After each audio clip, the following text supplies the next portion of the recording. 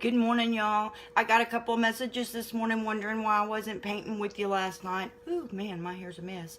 And I actually did paint last night. I feel so guilty right now to tell you this, but I was I was tired when I came home, and then I had a couple of things I wanted to do. I watched the Big Brother TV show. That's my guilty pleasure. Once a year I watch it, and this is the 20th season, and I didn't want to miss it. Wednesday night and Thursday night and Sunday night. But anyway, about 10:30, I thought it was too late to come on live, and I really got an urge to paint those backgrounds. And honestly, I thought my palette was smelling funny, and I wanted to take it apart and clean the sponge.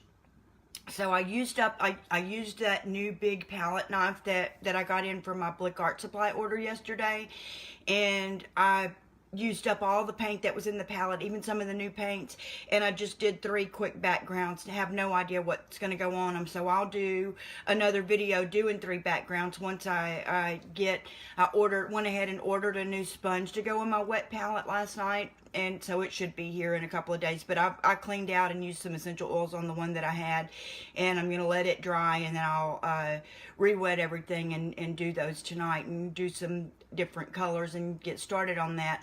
But the same thing, usually I would paint this morning, but instead I got a hair appointment this afternoon. I'm going to go and get my hair cut a little bit, and I'm going to take my granddaughter Jewel to gymnastics tonight at 6, and then my show comes on at 8, so I probably won't be on then either.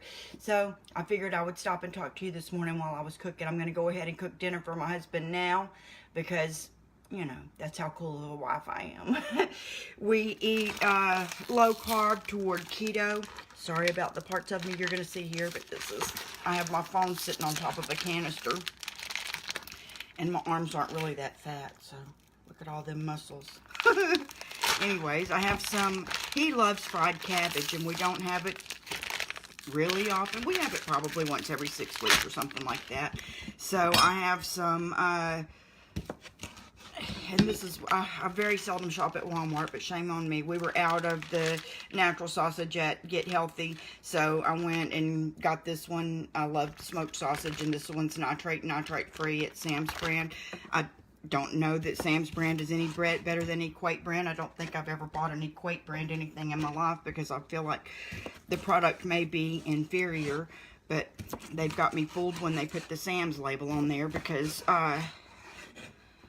it says nitrate free, and I'm going to go for it. I cut my sausage in little wedges that are sort of oblong like this, and that gives you more surface area to brown. And I'm cooking in a giant electric skillet because that's the way I roll. I don't know why I love cooking in an electric skillet so much, but I do, and I do it all the time, and especially when I'm cooking some kind of one-pan wonder like this.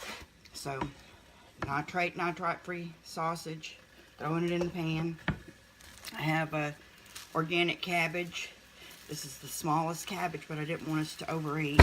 I put a little, whoa, my phone moved a little bit. Sorry about that. I put a little bit of this brown butter ghee in there to begin with, to help brown the sausage. We've been eating, I don't know what he does at work. I think he's trying harder now, but supposed to be we, and this half of the we have been eating low carb for probably about 3 years, and off and on for many years before that, but with, you know, more cheating in between.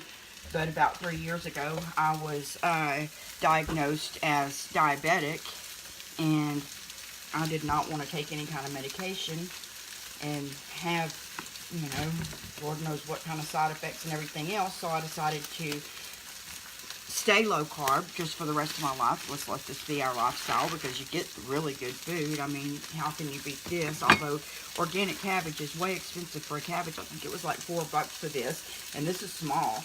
If I had got a regular cabbage, it probably would have been 50 cents for this size. But you know, when something's as tightly wound as a cabbage, when they go through spraying pesticides and stuff like that through there, it's going to be stuck in every single layer.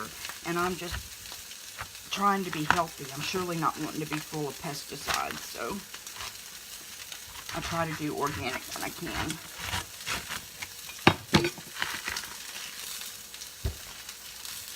I always cut my cabbage in half, and then I cut my half in half so I have some quarters. And then I take my knife and sort of come in at an angle, and that just cuts that whole core out, so you end up with a little wedged out core, and then it's really easy to slice the rest of your cabbage.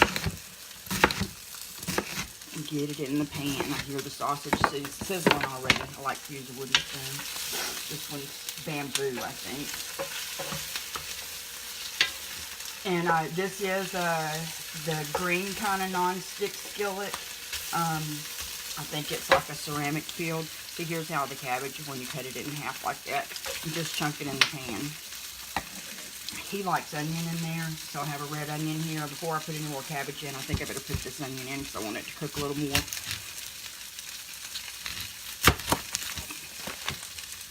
You use the big half of the onion. Somehow or another, I never get it cut evenly in half. Cut it in half that way. Cut it in half. Cut off both ends.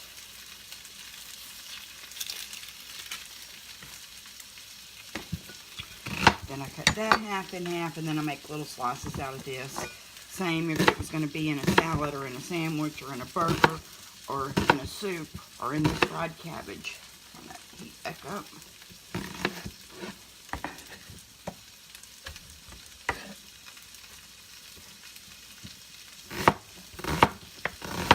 He would love it if we could have some carrots in this, but carrots are too high in carbohydrates. They turn to sugar in the body, even though they're high in fiber. I mean, they're not one of the worst things that can happen to you, but we avoid them. We may have them 2 or 3 times a year because of the high carbohydrate content. You can get plenty of flavor in your food without them.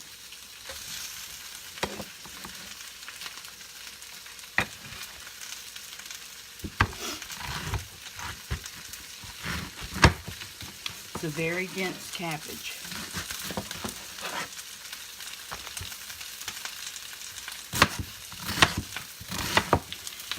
Cabbage is one of those vegetables they say there's more, it takes more calories to digest it than are in it to begin with. So that's always a plus. You don't worry as much about calories with low carb and keto as you do carbohydrate count, because you don't want to raise your sugar level. You want to keep that kind of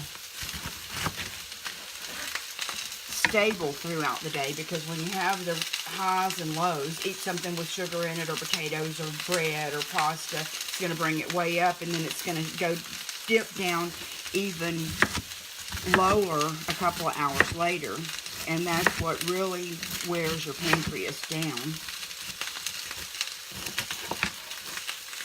And then your pancreas can't take no more. You end up diabetic.